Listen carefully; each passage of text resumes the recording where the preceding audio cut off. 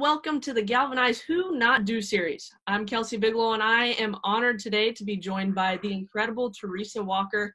And I want to start off by just saying congratulations on your recent induction into the Tennessee Sports Writers Association Hall of Fame.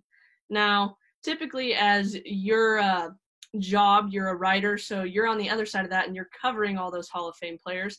How did that feel for you to have Hall of Fame added to your name?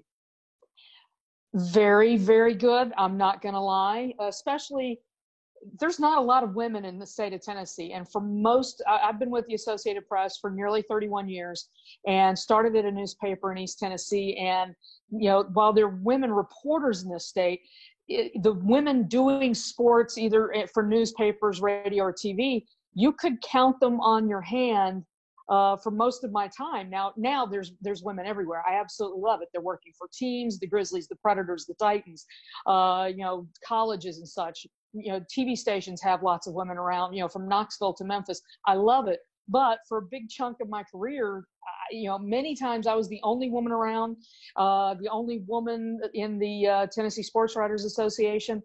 So to get voted in by a bunch of guys, essentially, that felt like, even though they told me for many, many years that I was one of the guys, this was kind of the final validation for that.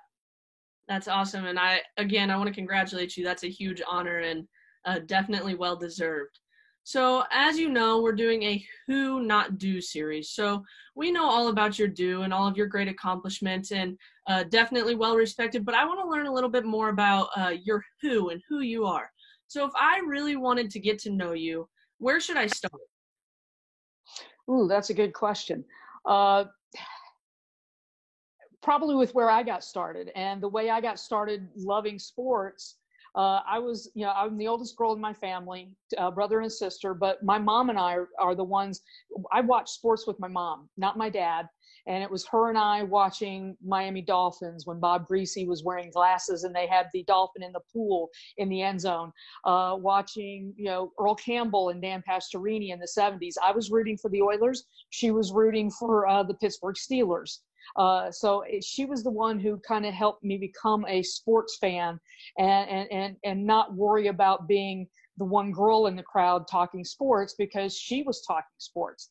It's funny, sometimes I was working out once at my Y, and a friend and I are talking football, and this guy gets off his treadmill and comes over to us and he goes, "Ladies, that was just so wonderful to hear women talking football." And we're like, we don't know women who can't talk sports and football. So she's the one who helped me kind of, think that me talking sports was absolutely the right thing for me to do if I wanted to do that.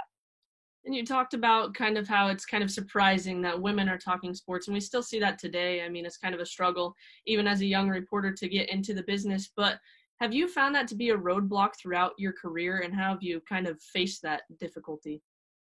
I think I've been a little lucky. I started out of college at a newspaper, but I covered the police beat, courts, education, school boards.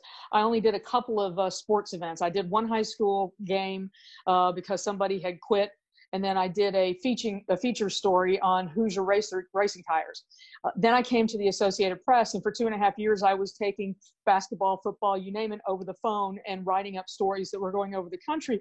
And, I wasn't doing a lot of assignments out, but when I did go out, I was representing the Associated Press. So that's kind of that's a big, in sports, people know what AP means, if only because of the top 25 football and basketball polls. People know who the AP is when it comes to sports because, yes, we're the world's oldest and largest news gathering organization, but those polls, speak loudly in the world of sports. So, and maybe because it's Tennessee, I don't know, but I didn't really ever, knock on wood, run into, oh, she's a girl kind of thing. I never, I'm lucky. I didn't deal with that. I had one high school coach. I was talking to him for our weekly high school prep poll story.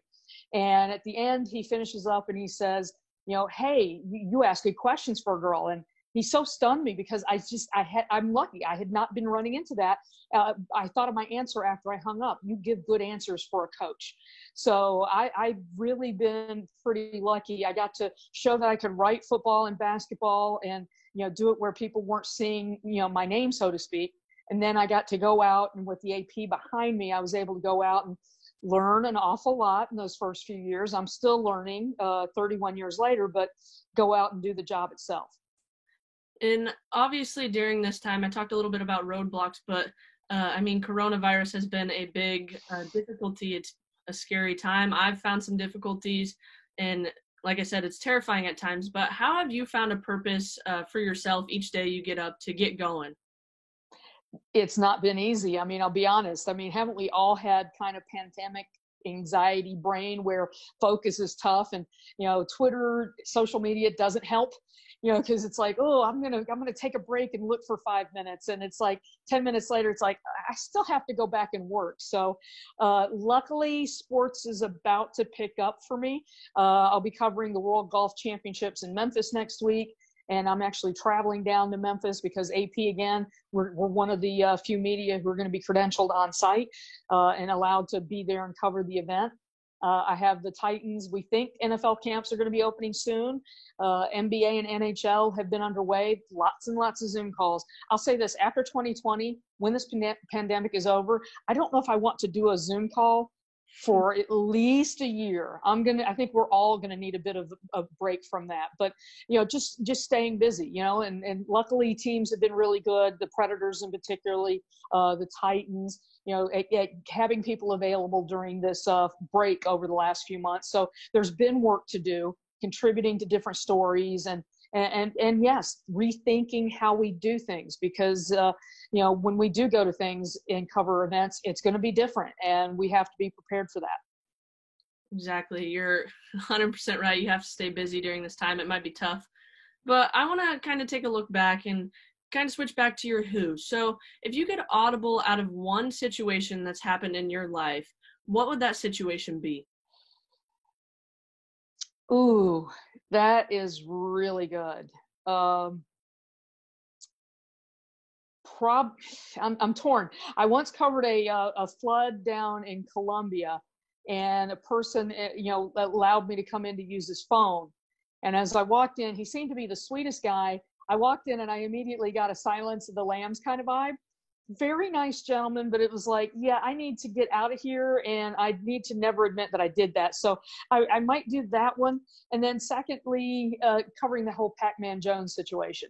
Even it helped that I had covered police and courts, and I knew what night court was, and I knew what certain terms and things meant, bail, and where to find night court and things like that. But that's a case that if I'd been smarter from the very first time they drafted him, I would have started a file, and it would have been easier to track everything, all the police stops, the arrests, this, that, the visit with the commissioner, the suspension. I would have started a file much sooner. I try to have files for everything, but I would have loved to have started that file right then from the night he got drafted.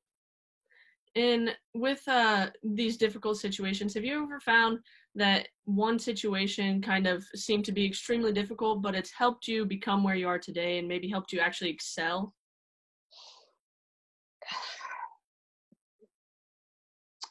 Oh, that's got me thinking now.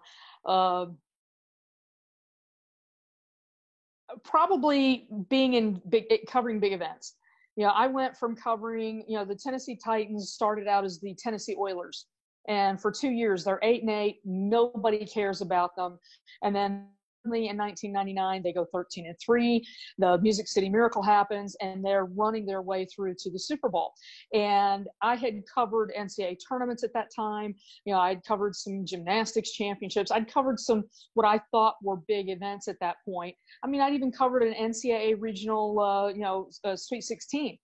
But Super Bowl is a whole different level. So if I could go back and do that, I would love to have a shot, knowing what I know now, do that whole month again, because I know I would have done it so much better. Teresa, I want to just say a big thank you for your time. And I've always been a big fan of your do, but now I can honestly say that I'm an even bigger fan of your who, and just who you are as a person and how you've gotten to where you are now. And again, thank you so much for your time, and good luck with everything.